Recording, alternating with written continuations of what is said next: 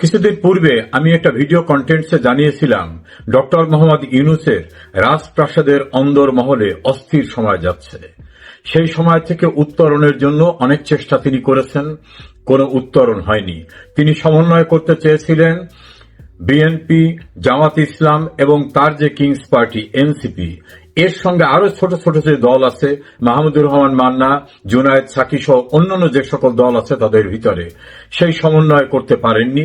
এখন কেউ ছুটেছে আমেরিকার দিকে, কেউ ছুটেছে চীনের দিকে, কেউ দেশের ভিতরে থেকে পাকিস্তানপন্থী চিন্তা চেতনায়, কেউ মনে করেন এই সুযোগে তারা নিশ্চিতভাবে নির্বাচিত হবে, যেহেতু ডক্টর ইউনূসের সঙ্গে লন্ডনে একটা বৈঠক হয়েছে।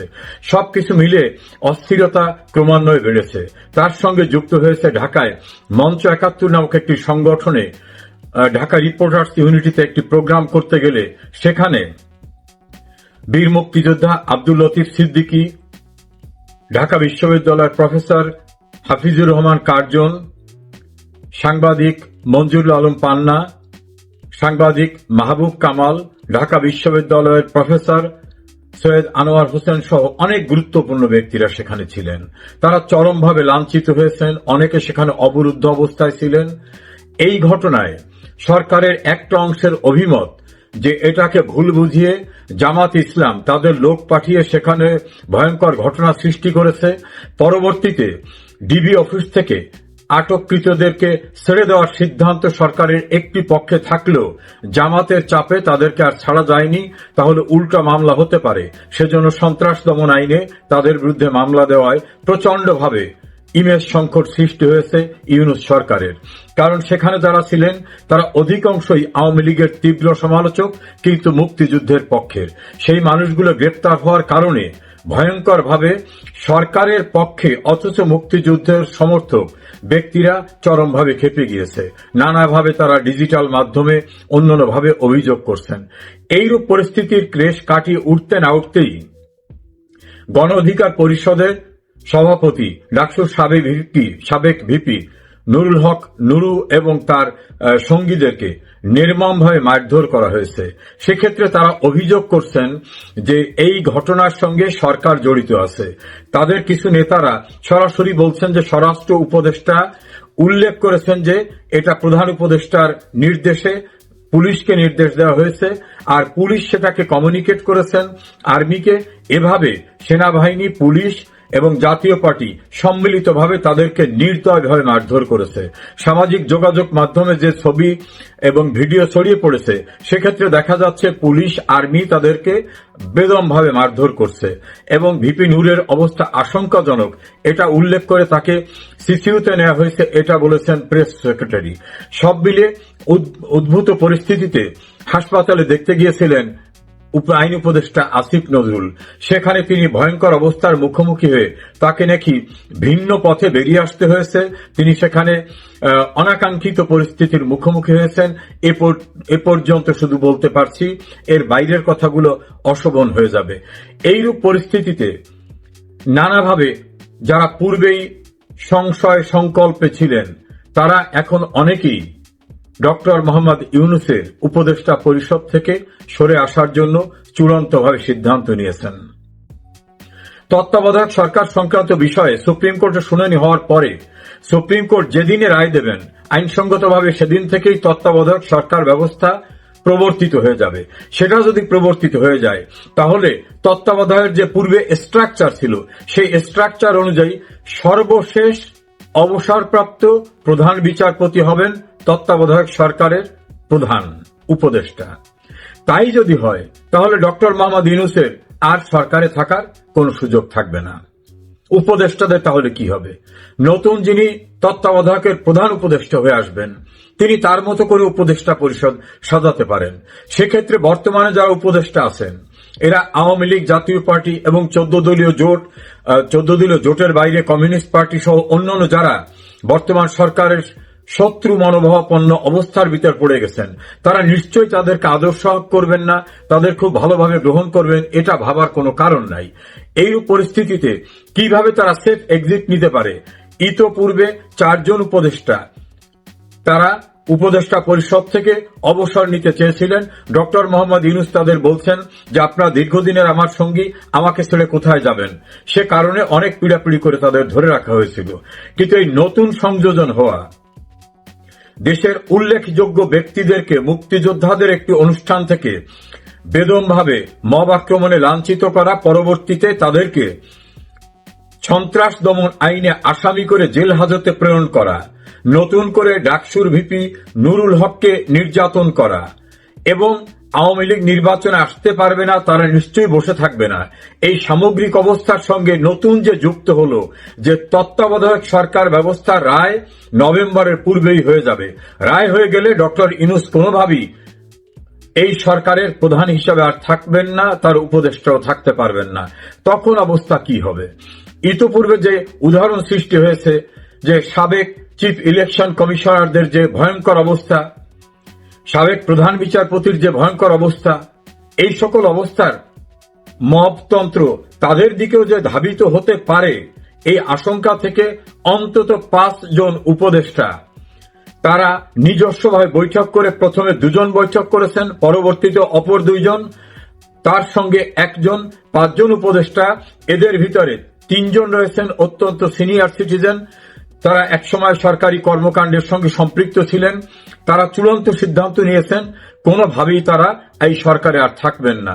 স্বরাষ্ট্র উপদেষ্টা প্রচন্ডভাবে বিরক্ত, তার ভাষায় এসব আর এখন আমার ভালো লাগছে না, আমি কেন এসবের দায় দায়িত্ব নিতে যাব, আমার ঘাড়ে বোঝা কেন আসবে, আমি তো বিশেষভাবে কোনো লাভবান না, আমার কেন পরবর্তী যারাই দায়িত্বে আসুক না কেন অবসরে যাওয়ার পর সমস্ত চাপটা আমার উপরে আসবে। আসিফ নজরুল যে কোনো সময় যে কোনো অজুহাতে দেশের বাইরে চলে যাবেন, যাওয়ার পর তিনি যে কোনো অজুহাতে সেখানে থেকে যাবেন, এমন তথ্য আছে। এভাবে 7 জন উপদেষ্টা ডক্টর ইউনূসের এই সরকার থেকে সরে যাওয়ার ব্যাপারে অনেকটা চূড়ান্ত হয়েছে। এই বিষয়টি সরকারের একটি গোয়েন্দা সংস্থা অতি গোপনে প্রধান উপদেষ্টাকে অবহিত করেছেন এবং শোনা যায় সেনা সদর দপ্তরেও তারা রিপোর্ট করেছেন। আমরা জানি না এই রিপোর্টের ভিতরে কি রয়েছে। এনএসআই এর তরফ থেকেও একটি রিপোর্টে নাকি এমন তথ্য পাওয়া গেছে যে অনেকে এখন সরে যেতে চান, আবার যারা তরুণ উপদেষ্টা মাহফুজ আলম, আসিফ মাহমুদ, সজীব ভুইয়া, তারা মনে করছেন এই সরকারকে আরো দীর্ঘায়িত করতে হবে, অনেকদিন ক্ষমতার আস্বাদন নিতে হবে। তারা ক্ষমতায় থাকা মানে তাদের দল যত প্রকার সুযোগ সুবিধা দরকার সেটা তারা নিতে পারবে। এই পরিস্থিতিতে নতুন করে যুক্ত হয়েছে এক পক্ষ চীনের দিকে ঝুঁকে পড়েছে, এক পক্ষ আমেরিকার দিকে ঝুঁকে পড়েছে, আর এক পক্ষ পাকিস্তানের আইএসআই এর আশ্বাসে সেদিকে ঝুড়ে পড়েছে। এই রকম পরিস্থিতিতে, ভয়ঙ্কর অস্থিতিশীল পরিস্থিতিতে ডক্টর ইউনূসের আপনজনরা ভীষণভাবে দুশ্চিন্তাগ্রস্ত এবং যে 5 উপদেষ্টার কথা আমি বললাম তার সঙ্গে অপর 2 জন স্বরাষ্ট্র এবং আইন উপদেষ্টা, তাদের অসমর্থিত সূত্রে তথ্য যে তারাও চরমভাবে বিরক্ত, তারা আর এখন থাকতে চাচ্ছেন না।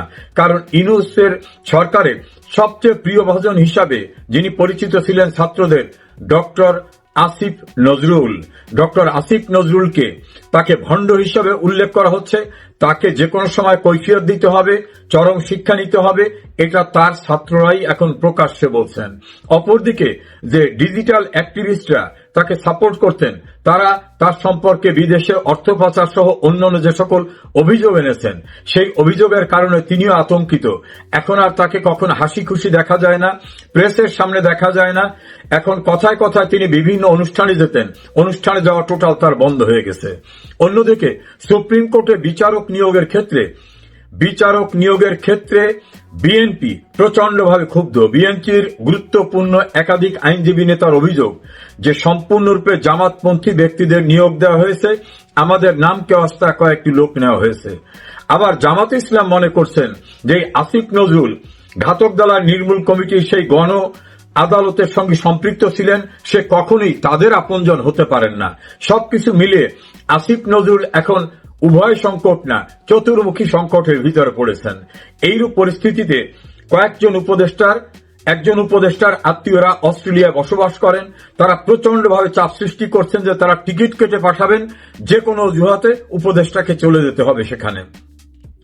আমেরিকায় থাকা 2 জন উপদেষ্টার পরিবারের অধিকাংশ সদস্য তারা এমন ভাবে চাপ সৃষ্টি করছেন যে তুমি যদি আমাদের কথা না শোনো, দেশের বাইরে চলে না আসো, কদিন পরে তুমি আর আসতে পারবে না, তোমাকে কিন্তু আমরা খারাপ পরিস্থিতি হলে দেশে যে দেখতে যাব সেটার সুযোগ পাবো না।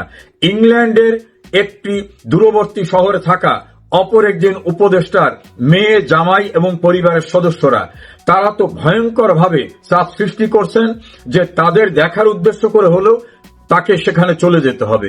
এভাবে 7 জন উপদেষ্টার এখন ইউনূসের উপদেষ্টা পরিষদ ছেড়ে চলে যাওয়া শুধু সময়ের ব্যাপার মাত্র। সেনাবাহিনী কি সিদ্ধান্ত নেবেন এই পরিস্থিতিতে সেটা নিয়েও তাদের ভিতরে উদ্বেগ উৎকণ্ঠা রয়েছে। রাষ্ট্রপতিকে বিভিন্নভাবে অনেকটা পঙ্গু করে রাখা হয়েছে, তার কার্যক্রম পরিচালনা করতে না দিয়ে তার হাত দিয়ে তার ইচ্ছার বিরুদ্ধে অনেক কিছু করানো হচ্ছে। কাজে যে কোনো সময় রাষ্ট্রপতি তার ক্ষমতা এক্সারসাইজ করে এই উপদেষ্টা পরিষদ বাতিল করে দিতে পারেন যদি রাষ্ট্রের অপর একটি গুরুত্বপূর্ণ সংস্থার তিনি সমর্থন পান।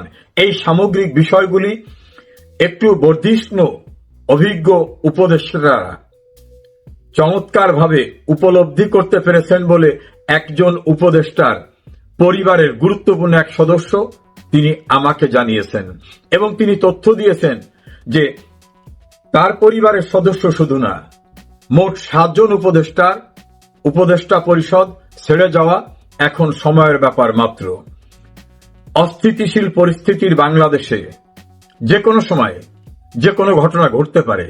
তিনি আরো উল্লেখ করেছিলেন ইতোপূর্বে অনিল সরকার আমলে পরিস্থিতি বিপাকে কিন্তু অনেক উপদেষ্টা পরিষদ থেকে সরে গিয়েছিলেন।